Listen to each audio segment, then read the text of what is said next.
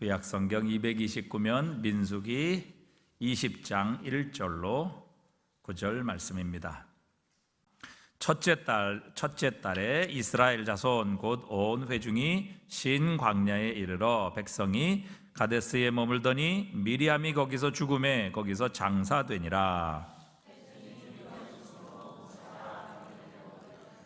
백성이 모세와 다투어 말하되 이르되 우리 형제들이 여호와 앞에서 죽을 때에 우리도 죽었더라면 좋을 뻔하였도다.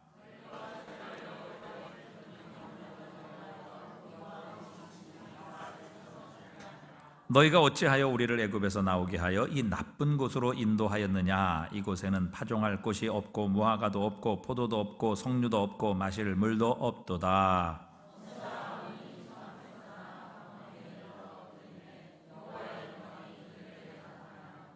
여호와께서 모세에게 말씀하여 이르시되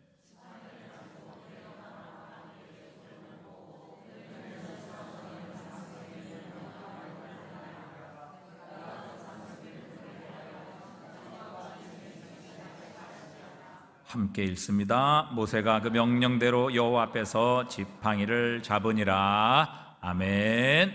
오늘 20장 1절에 보면 첫째 달에 이렇게 시작하고 있습니다. 이 첫째 달은 이스라엘 백성들이 이제 광야의 모든 생활을 마치고 40년째 되는 첫째 달을 가리키는 것입니다.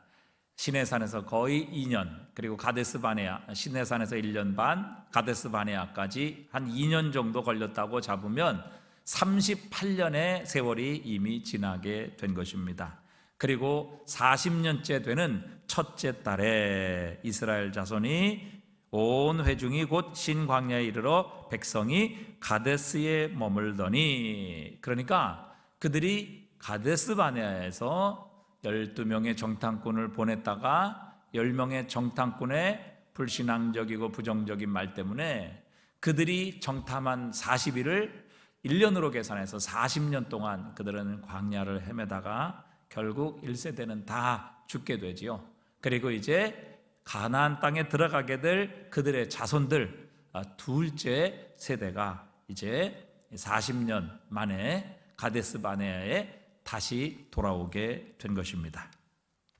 이 40년 동안 하나님께서는 불순종의 세대를 다 제거하십니다. 오늘 본문에 보니까 미리암이 거기서 죽음에, 미리암은 사실 이 하나님께서 홍해를 가르셨을 때에 그 홍해를 가르신 하나님을 찬양했던 첫 번째 찬양자가 바로 이 미리암이었죠. 그래서 미리암의 노래라 이렇게 출애굽기에 보면 나오고 있습니다. 그런데 사실 모세가 구스여자를 취했다는 것 때문에 아론과 함께 모세를 대적했다가 결국 나병에 걸리는 이런 사건도 있었습니다.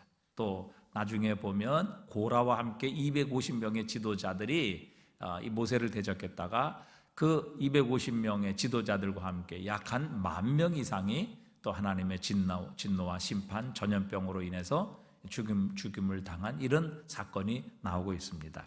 사실 38년 동안 이스라엘 백성들이 뭘 했느냐 이런 얘기는 거의 나오지 않습니다. 그러나 이렇게 고라의 자손들의 이야기, 하나님을 대적하고 하나님께 반항했던 이런 불순종했던 이야기들은 이 38년 동안의 기간에 하나님께서 기록하고 계십니다. 이것을 보면 불순종의 모든 세대들을 다 제거하십니다. 그래서 이제 아론도 죽고요. 결국 모세도 이제 다음에 나오는 사건으로 인하여 하나님의 가나안 땅에 들어가지 못하게 되지요. 그리고 하나님께서는 새로운 세대를 일으켜서 결국에는 그 가나안 땅에 들어가게 하십니다. 하나님께서 분명히 약속을 지키셨죠. 그러나 그 하나님의 약속을 믿지 못했던 세대, 믿지 못했던 사람들은 아무도 들어가지 못하게 됩니다. 우리가 믿음으로 구원을 받는다. 이 말씀이 얼마나 중요한지 알 수 없습니다. 우리는 믿음대로 됩니다. 믿음대로 살아가게 됩니다. 믿음대로 하나님은 이루십니다. 결국 믿음이 없었기 때문에 1세대는 애굽 땅에서 구원을 받았는지 모르지만 결국 약속하신 이 축복의 땅 가나안 땅은 밟지 못하고 가나안 땅에서 모두 죽게 됩니다. 우리는 그렇게 생각을 합니다. 우리는 하나님의 축복을 받으면 좋겠다. 또 빨리 그 축복이 나에게 임했으면 좋겠다. 우리 모두는 그렇게 생각하죠. 그게 이스라엘 백성들의 생각이었고 그들이 가진 소원이었습니다. 그런데 하나님께서는 그들의 소원대로 되게 하지 않으셨습니다. 그들이 거룩해지고 모든 불순종의 세대가 다 제거되고 끝난 후에 하나님께서는 새 세대를 가나안 땅으로 들여보내시는 것을 우리에게 보여주십니다. 그러니까 우리는 하나님께 복을 받기를 원하고 또 빨리 그 축복이 우리에게 임하기를 원하지만, 그러나 하나님께서는 우리가 빨리 우리가 원하는 대로가 아니라 하나님께서는 우리가 하나님 기뻐하시는 그릇으로 거룩함으로 준비되기를 원하십니다.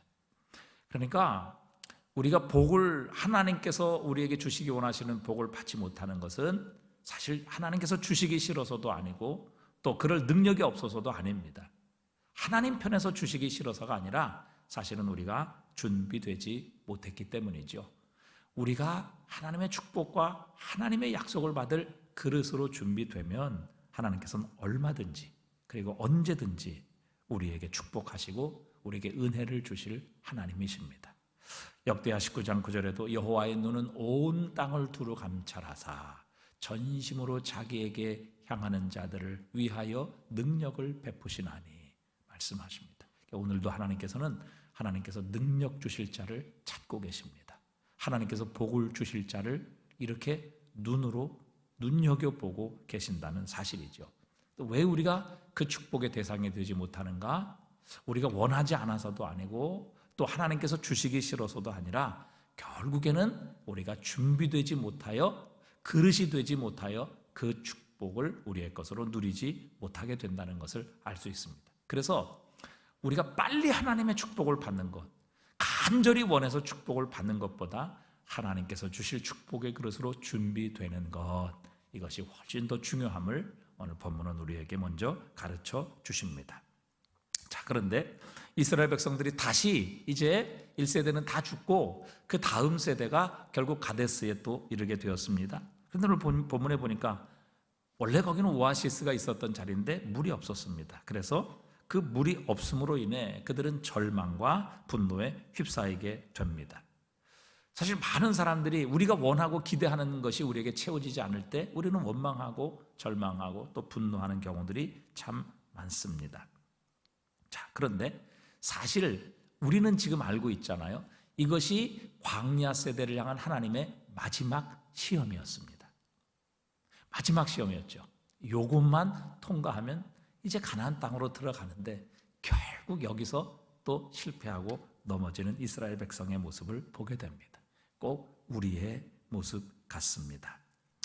오늘 본문에 보니까 그들이 이 가데스에 이르렀을 때에 물이 없어서 그들은 모세와 다투어 말했다, 이렇게 말씀하고 있습니다. 3절에 보니까 그들이 모세와 다투어 말하여 이르되, 여기서 이 다툰다는 히브리어 원어는 육체적인 싸움을 의미하는 것입니다.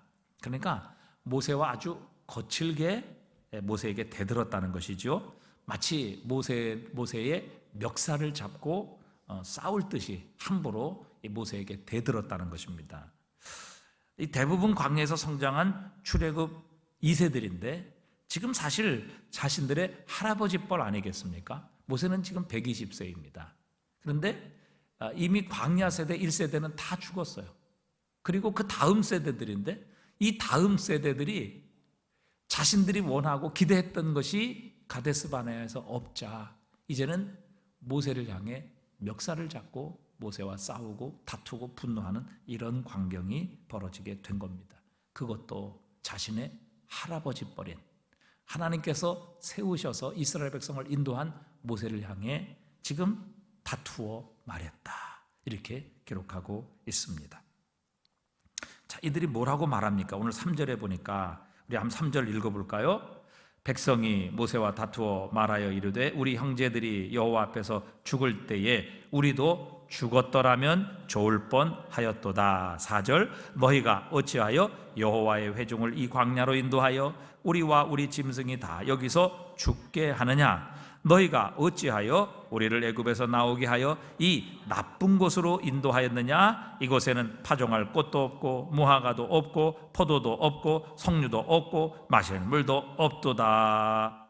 여러분, 지금 이 출애굽 1세대의 자식들인 그 다음 세대인 자식들이 지금 뭐라고 말을 하고 있는가 하면, 우리가 여호와 앞에서 우리 형제들이, 여기서 형제들은 자기 부모들을 가리키는 것이죠.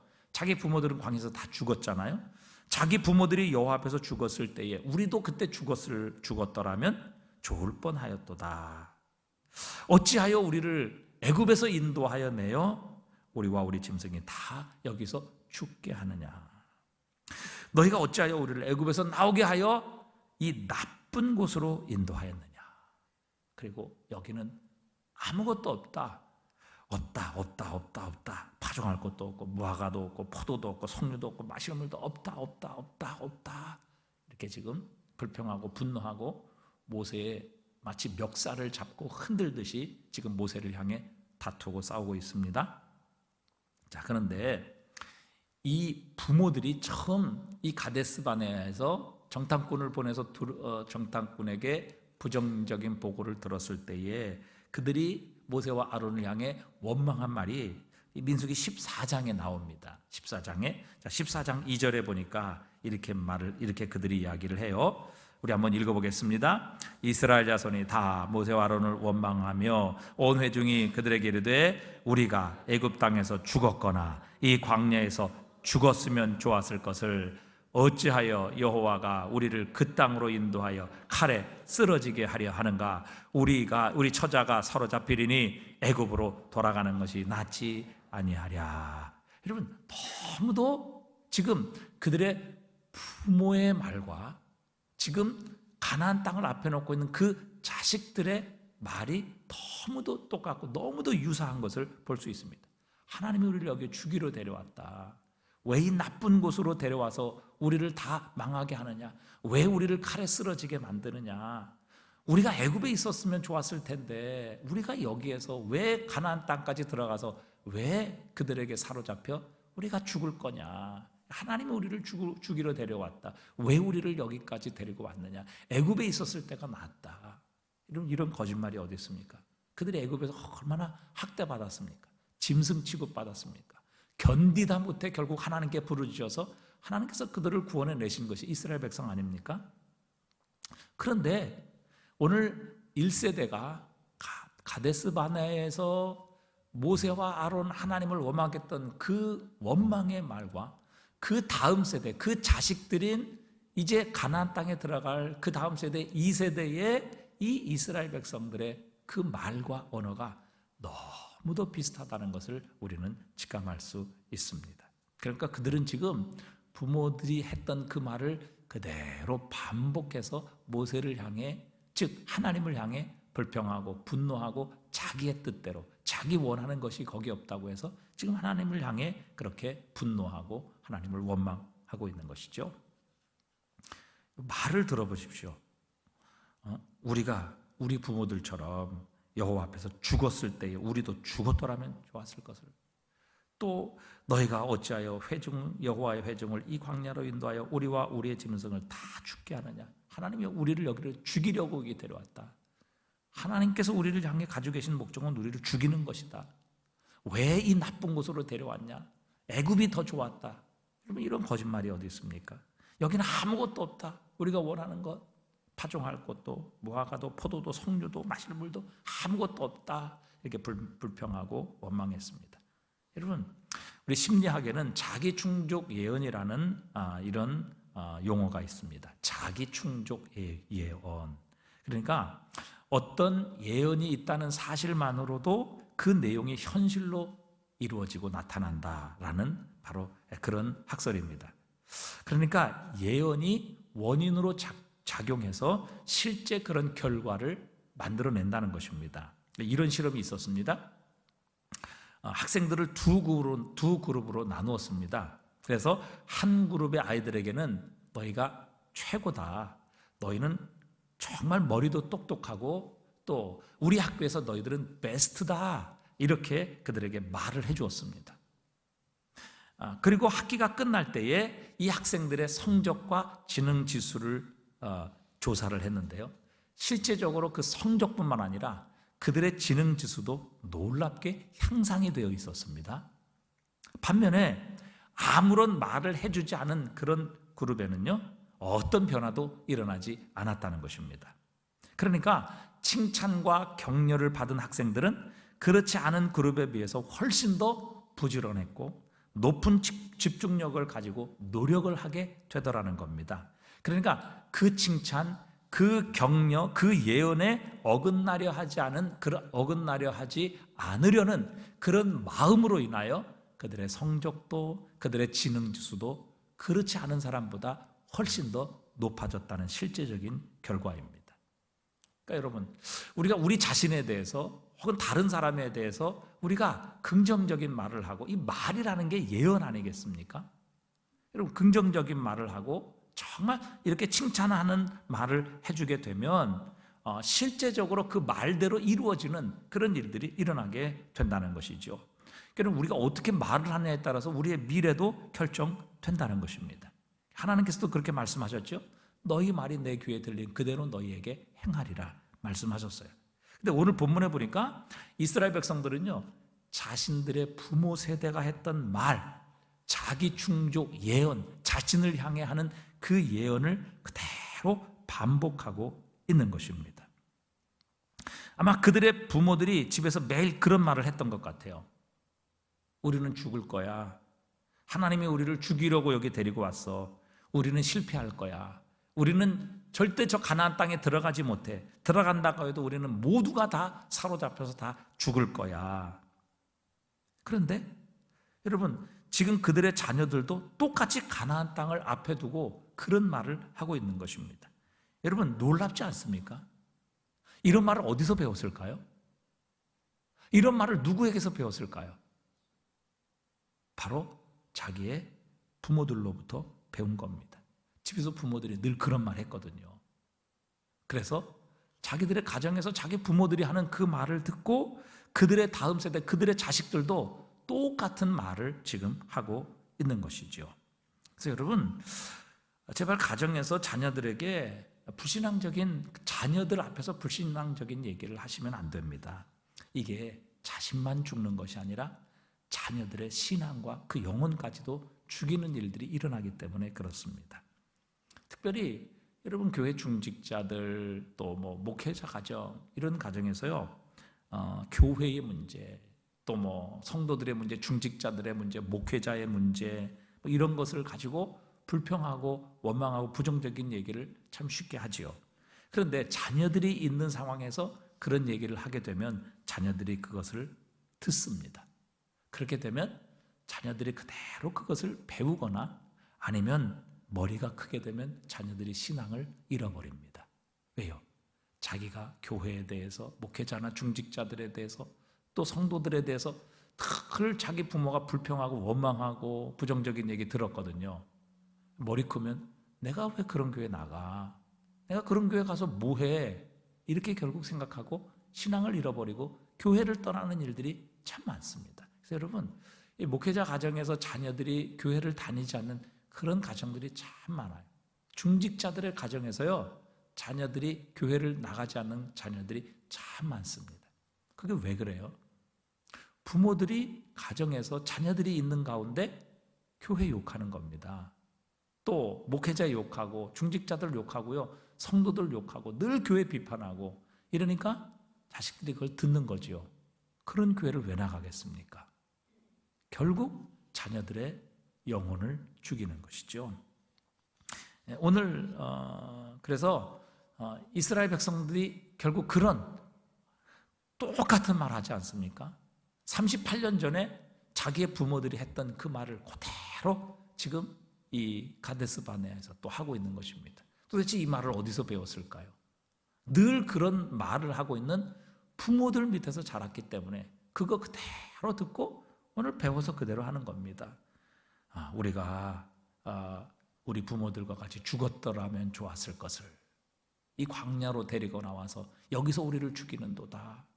우리는 반드시 죽을 거야. 또 여기는 하나님이 우리를 나쁜 곳으로 인도했어.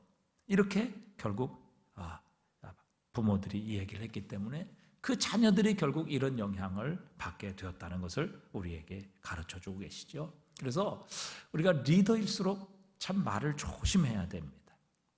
부모들이 교회에 대해서 불만이 있고 또 목회자나 혹은 중직자에 대해서 뭐 안 좋은 이야기를 듣고 또 그것을 알고 있을지라도 자녀들 앞에서는 자녀들의 영혼을, 신앙을 위해서라도 절대 그런 부정적인 얘기를 해서는 안 된다는 사실입니다. 우리는 서로 축복의 말을 해야 합니다.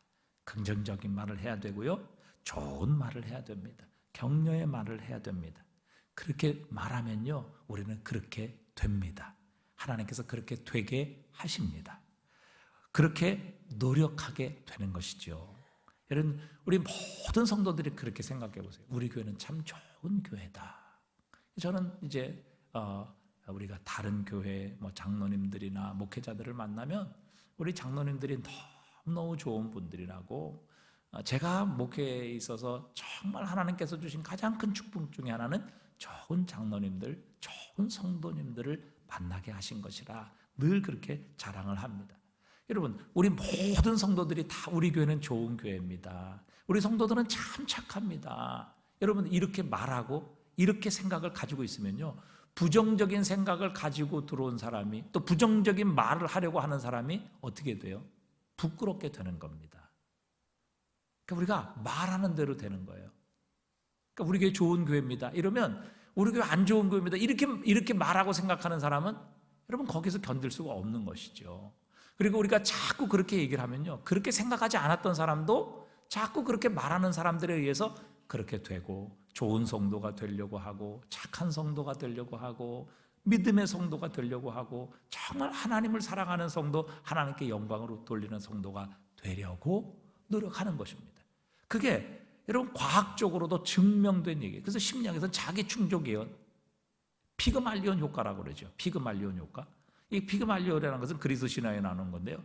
피그말리온이라는 사람, 이 피그말리온이라는 자가 자기가 그 조각을 하나 했어요. 근데 자기가 만든 조각품이 너무너무 아름다웠던 거예요. 그래서 자기 조각품을 너무너무 사랑해요. 그래서 아프로디테가 그 피그말리온이 만든 조각상에다가 생명을 불어넣어줬다고 그래요. 그래서 그것을 피그말리온 효과다. 뭐냐? 간절히 원하고 그렇게 말하고 그렇게 소원하면 그렇게 된다는 거죠. 여러분, 우리가 우리의 말로서 우리가 우리의 미래를 예언하는 것입니다. 우리가 자꾸 그렇게 말하면요, 우리가 그렇게 되기를 원하고 우리의 온 몸이 그렇게 되어 가는 것입니다. 여러분, 부정적으로 생각을 하면 오늘 나 컨디션이 안 좋아, 나 오늘 큰 문제가 있을 것 같아, 오늘 큰 사고 일어날 것 같아. 그러면요, 여러분, 우리의 몸이 움츠러드는 거예요. 그렇게 되면요, 길을 가다가도 넘어지게 되고요, 어디 부딪히게 되는 겁니다. 진짜 사고가 나게 되는 거예요. 우리 몸이 그렇게 돼 있다고요. 그러니까 여러분, 하나님께서도 그렇게 말씀하시잖아요. 너희 말이 내 귀에 들린 그대로 너희에게 행할 것이다. 여러분, 우리가 말을 잘해야 돼요. 그래서 우리 교회 좋은 교회입니다. 그렇게 얘기하면 우리 교회 모든 성도들이 우리가 좋은 성도가 되기를 위해서 우리가 노력하는 것이죠. 그게 자기 충족 예언이에요. 여러분, 늘 좋은 말 하시고, 늘 격려하시고, 늘 긍정적인 말 하시고, 늘 축복의 말을 하셔야 돼요. 참, 우리 집사님은 너무너무 좋은 분이에요. 우리 집사님 참 착한 분이에요. 우리 장로님 최고입니다. 잘해요. 정말 믿음이 좋습니다. 여러분, 자꾸 그렇게 얘기하면요, 그렇게 듣는 사람은 그런 사람으로 바뀌고 변화되는 거예요. 그렇게 되기를 원하고 그렇게 되어 가는 것입니다. 왜? 그 기대대로 본인이 살기를 원하기 때문에 그렇죠. 그래서 우리가 이 자기 충족 예언이라는 것, 이게 과학적으로도 여러분 증명이 된 이런 심리학적인 용어예요. 여러분, 이미 성경에서는 그렇게 말씀하고 있어요. 주님께서 믿음의 말 하라고 말씀하셨고, 축복의 말, 긍정적인 말, 격려의 말, 우리에게 하라고 말씀하세요. 믿음의 말 하면 믿음대로 되는 거예요. 여러분, 말을 우리가 잘 해야 돼요. 오늘 이 이스라엘 백성들이 죽겠다, 안 된다, 없다, 이 말은요 자기 부모들로부터 배운 거예요. 어디서 배웠겠어요? 똑같이 말하잖아요. 부모들이 말 조심해야 됩니다. 리더들이 말 조심해야 됩니다. 우리는 정말 축복의 말을 하는 교회가 되십시다. 믿음의 말을 하는 교회가 되십시다. 정말 우리의 자녀들 앞에서 정말 하나님의 은혜와 축복을 말하는 그런 부모들이 되십시다. 자녀들이 있는데 맨날 교회 욕하고 목회자 욕하고 그다음에 중직자들 욕하고 그거 인간도 아니다 이런 식으로 얘기해 보세요. 그 아이들이 교회 나오겠어요? 제대로 신앙생활 하겠습니까? 그런 아이, 왜 그런 말을 듣고 그 자녀들이 교회를 나오고 신앙생활을 하겠어요? 여러분, 우리가 오늘 이 말 사실 충격적인 겁니다. 충격적인 거예요. 우리가 하나님 앞에 그런 결심과 다짐을 하십시다. 나는 절대 부정적인 말 하지 않겠다. 나는 앞으로 꼭 믿음의 말을 하겠다. 나는 축복의 말을 하겠다. 나는 칭찬의 말을 하겠다. 나는 격려의 말을 하겠다. 나는 긍정적인 말을 하겠다. 그렇게 하나님 앞에 결심하십시다. 그 말이 결국 우리의 미래를 만드는 겁니다. 아멘. 여러분, 우리가 이렇게 결심하고 결단하면요 우리의 미래만 바뀔 뿐만 아니라 우리의 말을 듣는 사람도 바뀌게 되는 겁니다. 여러분, 우리는 다른 사람을 우리가 바꿀 수 없어요. 하나님께서 바꾸시는 겁니다. 우리가 할 수 있는 건 뭐예요? 그렇게 긍정적인 말, 축복의 말, 그리고 좋은 말을 해주는 겁니다. 그러면 그 예언을 듣는 그 사람을 하나님께서 바꾸시는 거예요. 이게 얼마나 놀라운 사건이에요. 자, 그렇다면 우리는 어떻게 이 고난을 좀 다른 시각으로 볼 수 있을 것인가 하는 거예요. 자, 오늘 이 이스라엘 백성들이 가데스에 왔는데 자신들이 기대하는 그 오아시스가 없고 물이 없게 되자 지금 불평하고 원망하고 그 120살 난 노인 하나님의 사람을 지금 멱살을 잡고 지금 싸우고 있는 상황이잖아요. 분노하고 있는 상황. 자, 어떻게 우리는 이 고난을 좀 다른 시각으로 볼 수 있겠는가? 자, 첫 번째, 우리가 고난 속에서 바라보아야 될 것은 우리의 환경, 현실이 아니라 바로 하나님께서 우리에게 주신 꿈과 비전, 약속이라는 사실입니다. 자, 오늘 이들이 불평하고 원망하게 된 이유가 무엇입니까? 물이 없었어요. 자신들이 기대하는 대로. 그래서 모세와 다투어 말하여 이르되 우리 형제들이 여호와 앞에서 죽을 때 우리도 죽을 뻔했으면 좋았겠다. 어찌하여 애굽에서 나오게 하여 이 나쁜 곳으로 인도하여. 애굽이 더 좋았다 그 말이죠. 여기는 파종할 것도 무화과도 포도도 석류도 마실 물도 없다. 자신의 지금 현실과 처한 환경을 본 거예요. 그것 때문에 그들은 지금 모세와 다투었고 분노했고 하나님을 향해 원망하고 있는 것이거든요. 하지만 사실 하나님께서 인도하시겠다고 약속하신 땅은 여기가 아니잖아요. 광야가 아니잖아요. 지금 이곳이 아니라는 말이죠. 지금 이곳은 뭐예요? 조금 있으면 지나갈 곳이에요. 그리고 우리는 지금 알고 있죠. 이게 지금 마지막 관문이라는 것, 마지막 시험이라는 것. 이제 조금 있으면 가나안 땅으로 들어가는데 이 마지막 시험을 앞에 놓고 지금 이들은 이런 반응을 하나님 앞과 모세 앞에 지금 보이고 있는 것입니다.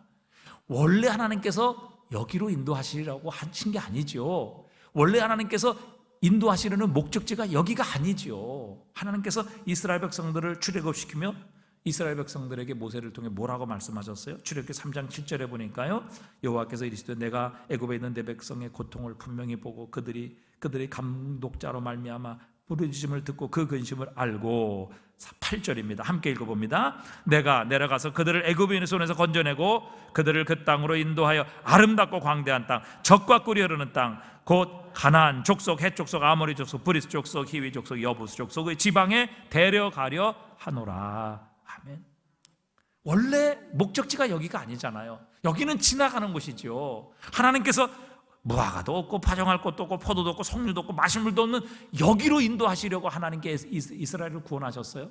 아니잖아요. 그런데 지금 그들은 자신에게 닥친 환경, 눈으로 보이는 바로 이 장소만을 보고 하나님을 원망하고 모세와 지금 멱살을 잡고 다투고 있는 것입니다.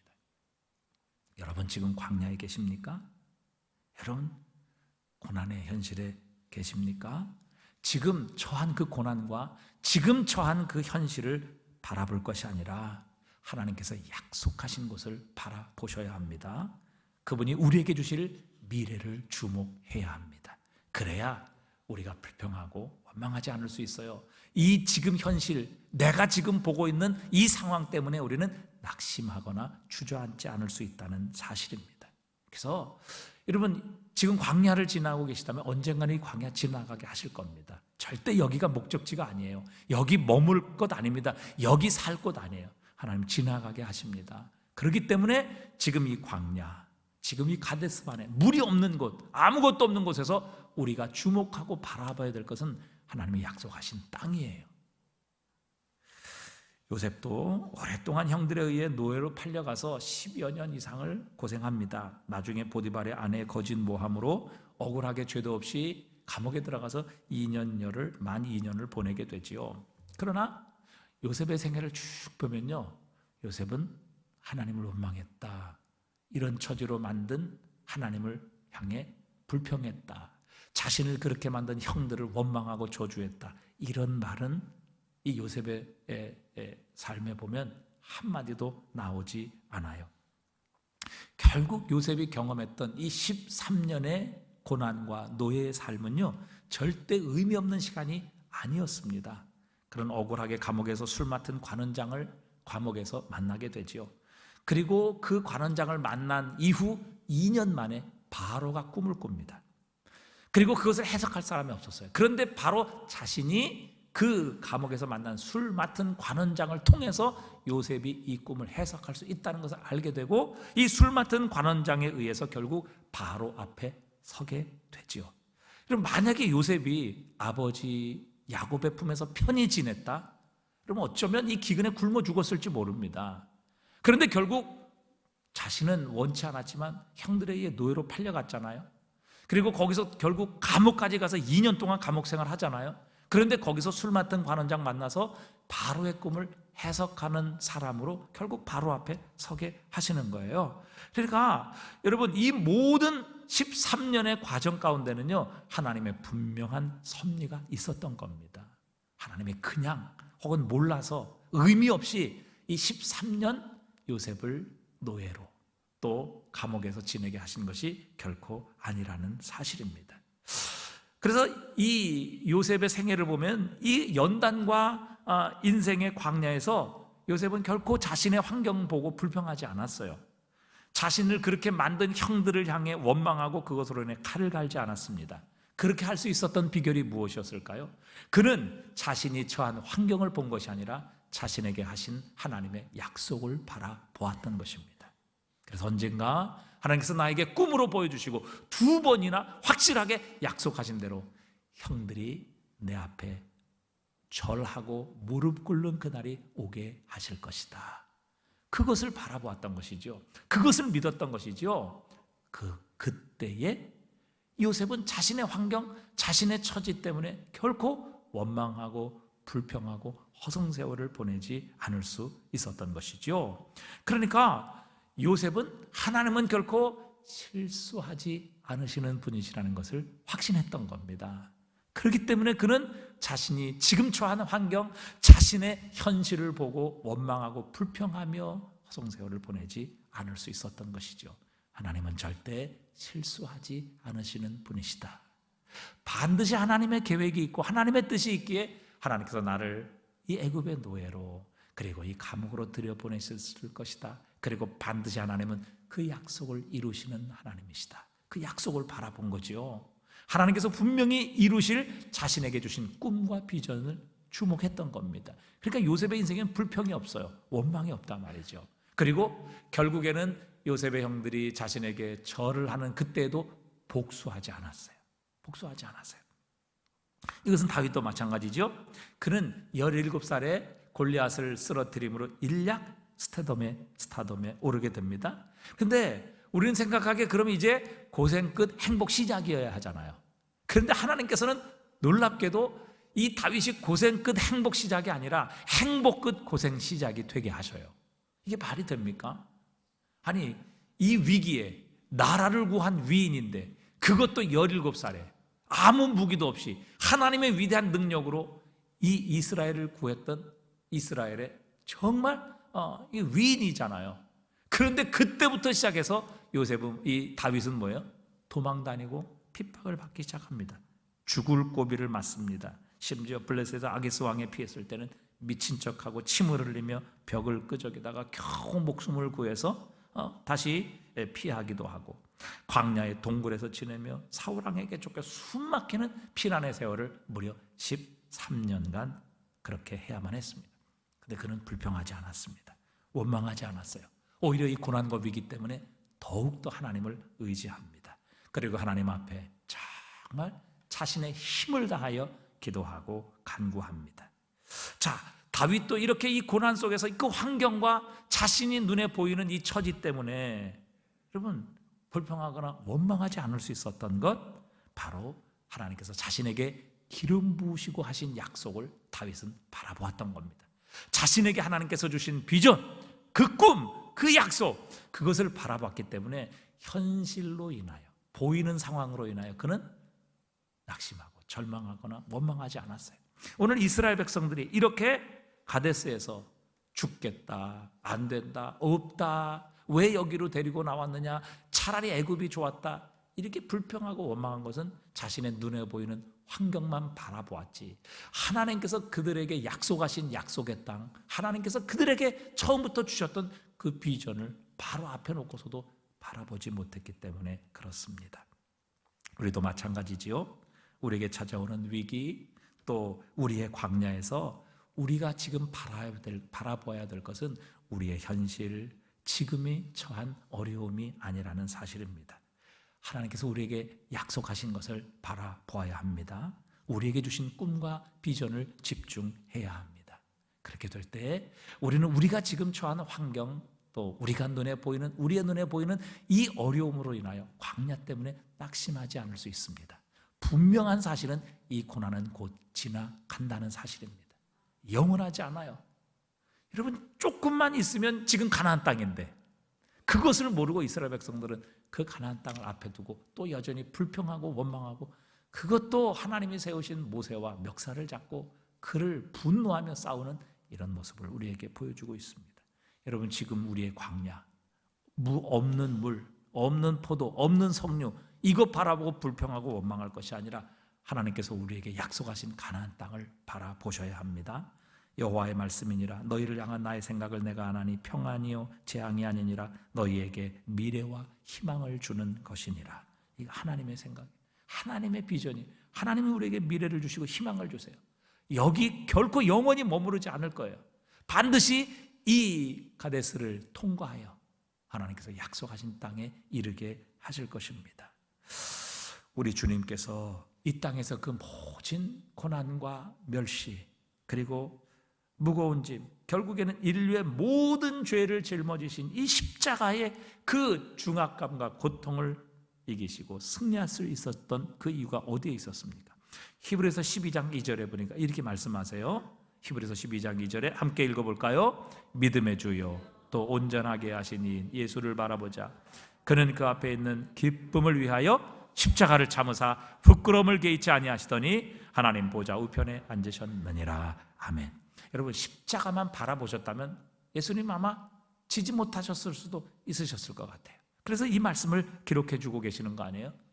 예수님이 십자가를 참으실 수 있었던 것은 그 십자가를 넘어 부활의 영광, 하나님이 주실 영원한 기쁨, 그리고 나 같은 죄인이 예수 그리스도의 십자가를 믿음으로 하나님의 자녀가 되고 구원받아 우리를 구원하신 예수 그리스도의 십자가를 찬양하고 영광 돌리는 이 놀라운 예수 그리스도의 십자가의 열매를 보실 수 있는 이 기쁨을 보셨기에 예수님은 십자가를 참으셨다, 우리에게 말씀하고 계시는 겁니다. 여러분, 하나님은 절대 실수하지 않으십니다. 여기 이 가데스는 과정이에요. 절대 목적지가 아니라는 사실입니다. 그렇다면 여러분, 이곳에서 원망하고 불평할 것이 아니라, 하나님, 나를 이 가데스로 데리고 오셨는데 물도 없네요, 먹을 것도 없네요, 아무것도 없네요. 하나님, 그럼 제가 여기서 무엇을 해야 합니까? 하나님의 뜻이 무엇입니까? 이렇게 여쭈어 보셔야 합니다. 그렇게 될 때 우리를 향한 하나님의 뜻을 가르쳐 주실 것이고, 그 하나님의 뜻을 순종할 때 우리는 변화되고 하나님 기뻐하시는 모습으로 달라지게 되는 것이죠. 여러분, 우리 찬송 한번 우리 불러볼까요? 하나님은 실수하지 않으신다네. 여기 보니까 이 가사에 그렇게 기록이 되어 있어요. 어두운 밤, 어둠이 깊어 날이 다시는 밝지 않을 것 같아 보여도 내 신앙 부여잡고 주님께 모든 것 맡기리니 하나님을 내가 믿음일세. 지금은 내가 볼 수 없는 것 너무 많아 너무 멀리 가물가물 어른거려도 운명이여 오라. 나 두려워 아니하리라. 만사를 주님께 내어 맡기리. 우리 한번 찬양 드리겠습니다. 우리 오늘 말씀을 기억하시면서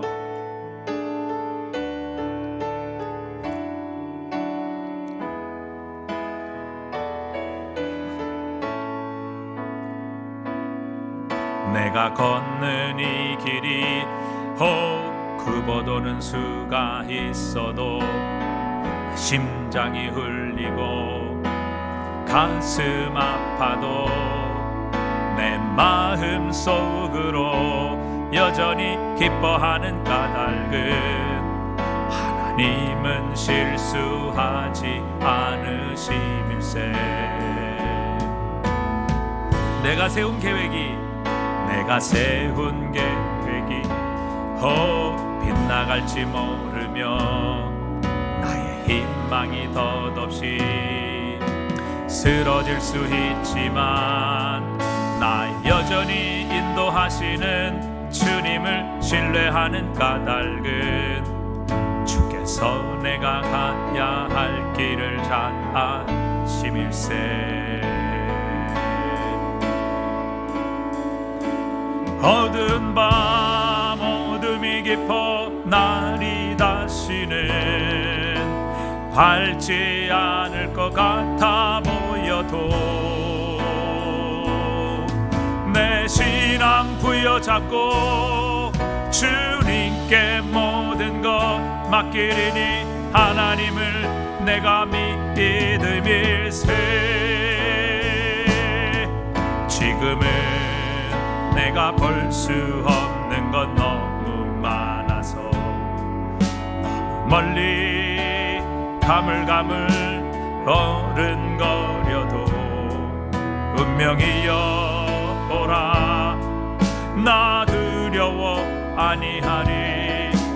만사를 주님께 내어 맡기리. 차츰차츰 안개는 거치고 하나님 지으신 빛이 뚜렷이 보이리라. 가는 길이 온통 어둡게만 보여도 하나님은 실수하지 않으신다네. 여러분, 이 찬양에 그렇게 말씀하시죠. 지금은 내가 볼 수 없는 것 너무 많아서 너무 멀리 가물가물 어른거려도 운명이오라. 나 두려워 아니라 나 만사를 주님께 내어 맡기리. 차츰차츰 안개는 거치고 하나님 지으신 빛이 뚜렷이 보이리라. 가는 길 온통 어둡게만 보여도 하나님은 실수하지 않으신다네. 여러분, 이스라엘 백성들 자기의 눈앞에 가물가물거리고 또 자기의 길이 온통 어둡게 보여서 했던 게 뭐냐면 원망이에요, 불평이에요, 분노예요, 절망이에요, 다툼이에요. 그것도 하나님의 사람 모세와 다투고 싸우는 이런 일들이 일어나게 되었다는 것이죠. 왜 그렇습니까? 하나님은 절대 실수하지 않으시는 분이라는 것을 확신하지 못했기 때문에 그래요. 하나님은 절대 실수하지 않으시는 분이시다. 우리가 나올 때 하나님이 약속한 게 무엇이냐? 저 젖과 꿀이 흐르는 땅, 하나님이 임재하시는 바로 그 땅으로 우리를 인도하시겠다고 약속하지 않으셨느냐? 우리가 그 땅을, 그 약속을 바라보자, 그 꿈과 비전을 붙들자, 그것을 주목하자. 여러분, 이 믿음 가졌다면 아마 이스라엘 백성들은 이렇게 나오지 않았을 거예요. 이 38년의 세월을 이 광야에서 보내지도 않았을 거예요. 그냥 2년 만에 그들은 하나님의 약속의 땅, 축복의 땅에 들어갔을 거예요. 그러나 결국 그들의 부정적인 생각, 이 불신앙 때문에 이렇게 그들은 광야에서 40년 동안 다 죽게 되고 그 불신앙의 오염이 그들의 자녀에게도 전달되는 이런 일이 일어나게 된 것입니다. 여러분, 하나님은 절대 실수하지 않으십니다. 우리를 향해 약속하신 것 반드시 이루실 것입니다. 여러분, 지금의 광야, 지금의 고난, 이게 하나님의 목적지가 아님을 확신하십시다. 하나님은 적과 꿀이 흐르는 땅을 분명히 약속하셨어요. 그 땅으로 인도하실 것이고 지금 가데스 물이 없는 곳으로 인도하셨을지라도 하나님은 절대 실수하지 않으세요. 분명히 하나님의 뜻이 있기 때문에 이스라엘 백성들을 이곳으로 인도하신 것입니다. 마지막, 인내하며 광야를 지나가십시다. 여러분, 불평하고 원망해 보세요. 무슨 유익이 있습니까? 여러분, 불평하고 원망한다고 해서 우리 상황이 바뀝니까? 하나님께서 우리 원망하고 불평하면 상황을 바꿔주시나요? 여러분, 그렇다고 해서 불평하고 원망한다고 해서 하나님의 은혜와 축복을 우리에게 불러옵니까? 불평과 원망이? 절대 그렇지 않아요. 여러분, 불평하고 원망하는 것이 우리의 삶의 자세와 태도를 바꿀 수 있습니까? 전혀 그렇지 않아요. 그러니까 이렇게 보면요, 이 불평하고 원망하고 부정적인 말하는 것은요, 우리의 삶에 아무 유익이 없어요. 그런데도 꼭 그걸 하거든요. 그래서 죄인이에요. 그래서 죄성을 가지고 있는 죄인이에요. 그래서 여러분, 하나님 앞에 믿음을 가지고 있어야 돼요. 잘 생각을 해야 돼요. 그리고 순종해야 돼요. 빌립보서에서 말씀하시는 거 그거 아니에요? 생각하라. 무엇을 하든지 하나님 기뻐하시고 경건하고 하나님 기뻐하시고 하나님 사랑할 만하고 하나님 축복하실 것을 생각하고 그대로 행하라. 여러분, 이게 불평하고 원망하는 것은 아무 도움이 안 돼요. 우리 그렇다고 우리 상황이 바뀌고 하나님의 은혜가 찾아오고 또 그것 때문에 정말 우리의 태도와 자세가 바뀌느냐? 전혀 그렇잖아요. 아무 유익이 없어요. 결국 그 자기 충족의 연대로 그 불평하고 원망한 대로 내가 그렇게 되는 것밖에 없단 말이죠. 그런데 여러분, 하나님 믿고 참고 인내하면, 믿음이라는 것은 인내예요. 인내. 믿음과 인내는 거의 동의어입니다. 동의어. 그래서 믿음을 갖고 있다는 것은 인내한다는 얘기거든요. 근데 우리가 이 가데스에서, 즉 물도 없고 광야에서 인내하게 되면요, 우리가 하나님 기대하시고 원하시는 아름다운 모습으로 변화됩니다. 바뀌어요. 하나님께서 기뻐하시는 그런 보석과 같은, 하나님께서 이스라엘 백성들을 인도해 내시면서 하나님께서 내 소유, 보배로운 내 소유로 삼을 것이고 또 제사장 나라 삼을 것이고 또 그들을 하나님의 거룩한 백성 삼으실 것이라, 그렇게 하나님 예언하셨잖아요. 그렇게 하나님 만드실 것이라고 약속하셨잖아요. 그래서 우리가 그 하나님의 약속을 믿으면 우리가 인내해요. 기다린단 말이죠. 그래서 하나님 기뻐하시는 그런 보석과 같은 존재로 성숙하게 된다는 것이죠. 욥기 23장 10절에도 그러나 내가 가는 길을 그가 아시나니 그가 나를 단련하신 후에는 내가 정금과 같이 되어 나오리라 말씀하셨어요. 자, 여러분, 모든 보석은 다 땅에서 캡니다. 근데 유일하게 바다에서 나는 보석이 있어요. 뭐예요? 진주지요. 근데 여러분, 이 진주가 만들어지는 과정을 많이 들으셨을 거예요. 자, 이 진주는 조개 안에 모래나 이물질이 들어오게 되면 이 조개에게 굉장히 고통스럽답니다. 그래서 이 조개가 자신의 체액을 분비해내는 거예요. 그 껍질, 그 안에 있는 조개 안에 있는 그런 같은 체액을 이제 자꾸 배출을 하면서 자기 안에 들어온 그 모래 혹은 이물질, 돌과 같은 것을 이제 그 이물질이 자꾸 뱉어내면서 감싸는 거예요. 그래서 시간이 쌓여서 그 체액이 여러 겹 쌓이게 되면 그것이 이제 진주 같은 아름다운 보석으로 탄생이 되는 것이죠. 그래서 뭐 어떤 종류의 고통이냐에 따라서 분비물도 달라지게 되고, 그래서 흑진주 같은 정말 희귀한 이런 보석도 만들어지게 되는 것이고, 하얗고 정말 빛나는 그런 진주가 만들어지게 됩니다. 근데요, 그 이물질이 들어왔을 때 그냥 그것을 놔두게 되면 어떻게 되는지 아십니까? 조개가 썩어요. 죽는단 말이죠. 마찬가지로 우리에게 이 고난과 시험이 우리에게 들어오게 될 때에 이것을 믿음으로 잘 참고 인내하며 하나님의 뜻대로 견뎌내는 자에게는요, 하나님의 축복이 기다리고 있습니다. 야고보서 1장 12절 한번 같이 읽어볼까요? 시험을 참는 자는 복이 있나니 이는 시련을 견뎌낸 자가 주께서 자기를 사랑하는 자들에게 약속하신 생명의 면류관을 얻을 것이기 때문이라. 여러분, 천국은 어디로 들어갑니까? 천국은 어디로 들어가요? 네? 너무 철학적으로 질문을 드려서 여러분이 잘 생각을 못 하시는데, 여러분 우리 교회 어디로 들어옵니까? 문으로 들어오죠. 네? 문으로. 그렇잖아요. 문 안 열어주면 못 들어오신단 말이죠. 천국도 어디로 들어가요? 천국 문으로 들어가요. 어떤 방법을 통해서든지 천국 문이 아니고는 다른 데로 들어갈 수가 없어요. 그런데 요한복음에서는 예수님께서 자신을 양의 문이라 이렇게 소개하십니다. 요한복음 10장 1절에 보니까 내가 진실로 진실로 너에게 이르노니 양의 문을 통하여 양의 우리에 들어가지 아니하고 다른 데로 넘어가는 자는 절도요 강도요 문으로 들어가는 이는 양의 목자라. 그런데 이렇게 해서 예수님이 곧 천국의 문이다 그렇게 말씀하세요. 그런데 이 천국 문의 재료가 뭔지 아세요? 천국 문의 재료. 자, 우리가 반드시 들어가려면, 천국을 들어가려면 그 문으로 들어가야 돼요. 근데 그 천국 문의 재료가 뭔지 아세요?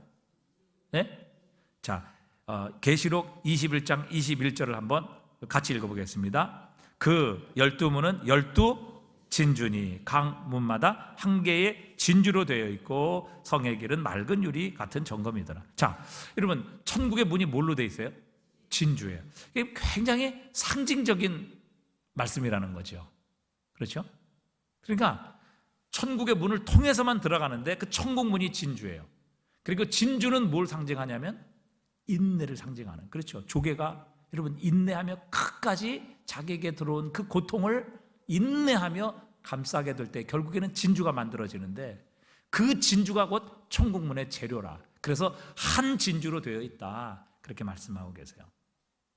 그러니까 여러분 끝까지 하나님의 나라도 진주 문을 통해서만 들어갈 수 있는데 하나님 나라에 들어가는 것도 뭐예요?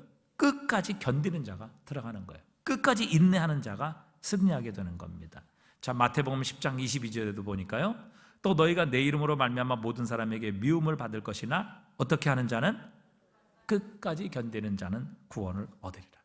중간에 포기하면 결국 못 들어가지 못한다는 거죠. 이스라엘 백성들도 그랬잖아요. 애굽에서는 구원 받았는데 가나안 땅에 들어가지 못했어요. 왜? 중간에 믿음을 하나님의 말씀을 믿음으로 받아들이지 않았기 때문에. 그렇기 때문에 여러분 우리가 끝까지 인내해야 돼요. 지금 이 가데스에서도 인내해야 되고요. 또 지금 내가 광야라 할지라도 여러분 기다리고 인내하고 하나님을 신뢰함으로 끝까지 견뎌야 합니다. 고난은 곧 지나갈 것입니다. 절대 영원하지 않아요. 여기가 하나님의 목적지가 아니기 때문에 그렇습니다. 그런데 우리가 지금 당하는 고난은요, 하나님께서 장차 우리에게 주실 영광과 좋게 비교할 수 없다 말씀하셨어요. 그러니까 지금 여러분 당하는 고난, 이스라엘 백성들이 지금 이 광야 가데스에서 당하는 고난, 여러분 이것은 하나님께서 주실 가나안 땅의 축복과는 비교할 수 없는 거죠.